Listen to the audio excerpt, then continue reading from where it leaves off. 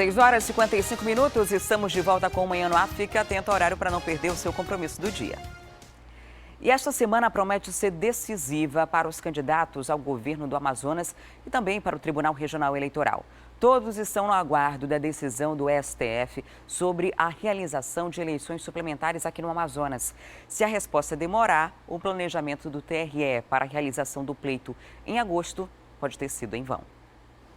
A seção de urnas do TRE está lotada de equipamentos. Trabalho tem de sobra e o tempo é curto. Mas pouco pode ser feito antes que o Supremo Tribunal Federal decida se vai ou não ter eleições suplementares no Amazonas. Essa quantidade de servidores é para um dia normal de expediente aqui no TRE. Em época de eleição, esse espaço chega a ter 100 pessoas trabalhando em turnos alternados para garantir que as 8.000 urnas cheguem a todos os municípios do Amazonas. Pelo planejamento inicial, o primeiro e segundo turnos seriam mês que vem, dias 6 e 27 de agosto.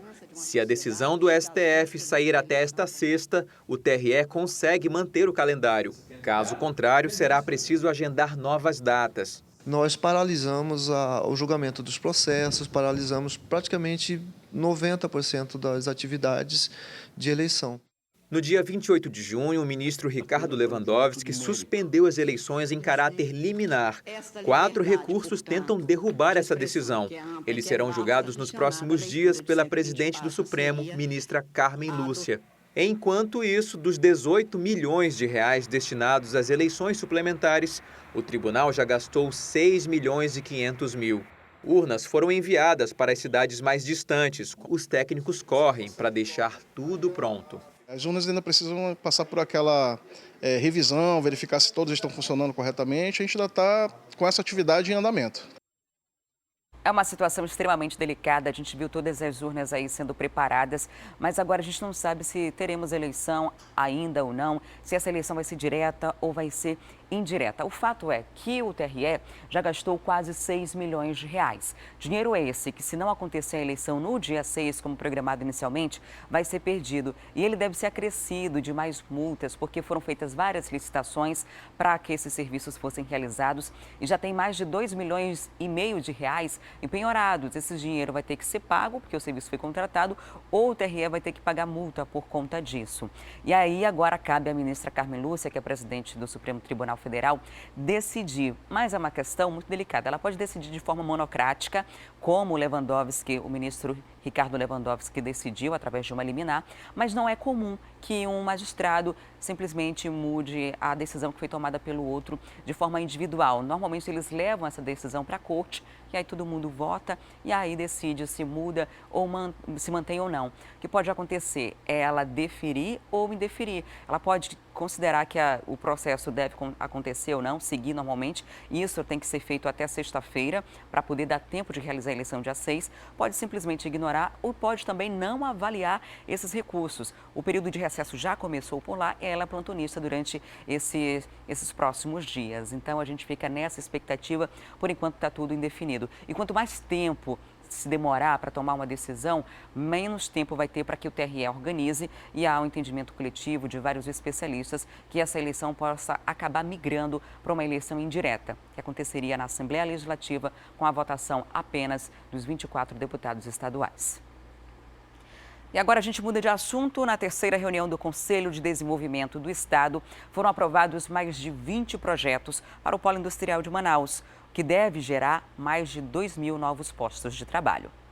Entre os projetos aprovados pelo Conselho estão a implantação de uma fábrica de baterias para carros elétricos e a expansão de linhas de montagem já instaladas no polo. Juntos, os investimentos passam de 1 bilhão e 400 milhões de reais. Foi a terceira reunião do CODAN em 2017. No acumulado do ano, foram aprovados 89 projetos industriais, capazes de criar 2.967 postos de trabalho. Terceira reunião do Conselho do ano. E a gente já aprovou, no acumulado, 4,5 bilhões de reais em investimento. Isso daí é a prova de que o Amazonas é o porto seguro. O Brasil passa por uma crise tremenda e, mesmo assim, os investimentos no estado do Amazonas continuam em crescimento. E o Procon Manaus agora faz parte da rede online de soluções de conflitos, uma plataforma do governo para solucionar problemas do consumidor de uma forma mais prática. Quem vai trazer mais detalhes para a gente sobre esse assunto é a Thea Morel, com quem eu converso ao vivo. Olá, Thea, bom dia. Explica para a gente como é que o consumidor pode acessar essa plataforma e no que ele deve facilitar o nosso dia a dia. Bom dia, Adriane. Bom dia a todos. Olha só, essa plataforma, como você mesmo disse, é uma plataforma online. Então, o acesso deve ser pela internet, pelo endereço eletrônico www.consumidor.gov.br. Esse é o endereço eletrônico nacional e um dos detalhes que o consumidor precisa ver, precisa atentar no momento em que ele for fazer o registro da sua reclamação, é que a empresa da qual ele vai reclamar precisa estar cadastrada. Ou seja, a primeira coisa que ele vai precisar observar, além de fazer, claro, o seu cadastro, além de anotar a sua reclamação e de ter todos os documentos em mão, como acontece normalmente quando a gente faz uma denúncia no Procon, é ver se a empresa da qual ele quer reclamar está cadastrada, Se a empresa estiver cadastrada, e levando em consideração que a gente tem aí algumas reclamações que elas acabam se repetindo e alguns recordistas, de reclamações dentro das empresas, principalmente as prestadoras de serviço, se a empresa estiver cadastrada, o próximo passo vai ser fazer o registro mesmo da reclamação. A partir daí, nessa plataforma online, o cliente, o consumidor, ele vai ter um prazo de 20 dias, onde ele vai ficar observando dentro do endereço eletrônico, observando na plataforma se já houve algum tipo de resposta para essa reclamação.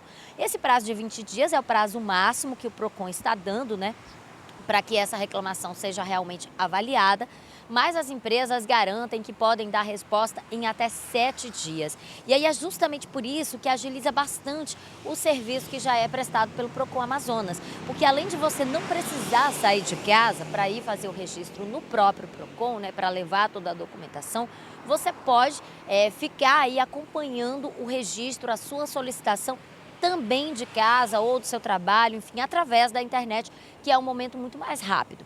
Mesmo assim, o Procon Amazonas faz questão de lembrar que esse é apenas um serviço alternativo. Ele não substitui aquele serviço que normalmente é prestado pelo órgão, porque existem reclamações, existem solicitações que são muito mais complexas e que a tramitação dessas solicitações, ela é muito parecida com a do juizado especial, ou até, às vezes, o Procon não consegue fazer ali aquele acordo inicial, e essa solicitação precisa ir também para a Justiça Especial. Então, é um canal para resolver realmente problemas mais simples, problemas que podem ser resolvidos desde que o canal de interlocução entre o cliente e o consumidor, e a empresa, na verdade, estejam abertos. Esse canal de comunicação também não substitui os canais tradicionais, que são os serviços de atendimento ao cliente, que cada empresa precisa ter. Normalmente essas empresas colocam esse serviço de atendimento ao cliente ali pelo telefone para tentar resolver ali a solicitação dele também de uma maneira muito mais rápida e de uma maneira muito imediata. O Procon Amazonas entrou no Sistema Nacional nessa segunda-feira, no dia 3 de julho, assinou ali o termo de adesão e a partir de agora, pelo menos aqui do Amazonas, a gente pode contar com mais esse serviço que também vai ajudar o Procon, como um todo, o serviço de atendimento ao consumidor, a fazer o monitoramento da conduta de cada uma das empresas. Ou seja, de toda maneira as empresas vão estar sendo fiscalizadas, além de ter aí um novo canal de acesso onde eles realmente podem resolver a solicitação deles junto ao cliente e junto ao consumidor. Adriane. Muito bom para o consumidor, Porque tem essa facilidade de casa mesmo, você fazer sua denúncia, vai ter a resposta. E é interessante também para que as empresas deem um retorno quanto antes, porque aí elas vão aparecer nessa relação de forma positiva, Pelo menos demonstrando o interesse que tem de resolver esse problema, porque às vezes são questões bestas, Coisas simples, mas que acabam dificultando muito a nossa vida como consumidor e deixando a imagem da empresa bastante negativa, Porque aquela propaganda de boca é uma das piores que se tem se ela for negativa. Então, quando há o interesse de todo mundo para resolver, é algo que deve facilitar bastante a nossa vida. Já está disponível então, Thea? Já está disponível, Adriane, vou repetir mais uma vez o endereço, é o www .consumidor.gov.br. Está disponível a partir de agora para o público aqui de Manaus, né, para o público aqui do Amazonas, com a assinatura desse termo de adesão. E é como você disse, né, melhora aí realmente a condição da empresa e a própria empresa vai poder resolver. Às vezes a empresa não é nem uma vantagem, né? Às vezes ela nem sabe que existe aquela solicitação, que é uma solicitação que pode ser resolvida de uma maneira muito simples. A própria empresa também vai ter esse canal de acesso para tentar resolver o problema do cliente o mais rápido possível e não perder o cliente, né, Adriane? Com certeza. Obrigada, Té. Até daqui a pouco. E uma criança de 7 anos morreu afogada em uma piscina em um condomínio no bairro de Flores. O Emanuel Cardoso traz os detalhes. As informações são do boletim de ocorrência registrado no 12º Distrito Integrado de Polícia. Segundo ele, o menino de 7 anos de idade morreu afogado na piscina deste condomínio, que fica aqui no loteamento Parque das Laranjeiras, bairro Flores, zona centro-sul de Manaus. De acordo com as informações, a criança estava na piscina do condomínio acompanhado da madrasta. Quando perceberam o acidente, o menino chegou a ser socorrido, levado para o hospital, mas não houve tempo de salvá-lo.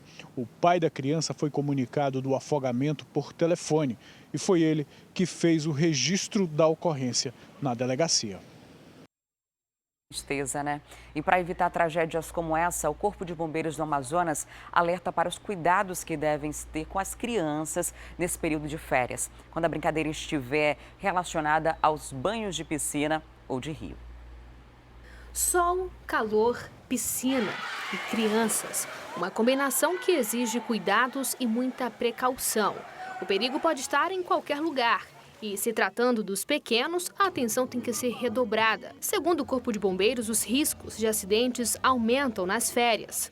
1º de janeiro a 20 de abril já foram registrados 10 afogamentos aqui no Amazonas. Os acidentes são mais frequentes nos fins de semana e os lugares mais comuns para esse tipo de ocorrência são locais onde não há presença de profissionais socorristas, como piscinas de condomínio.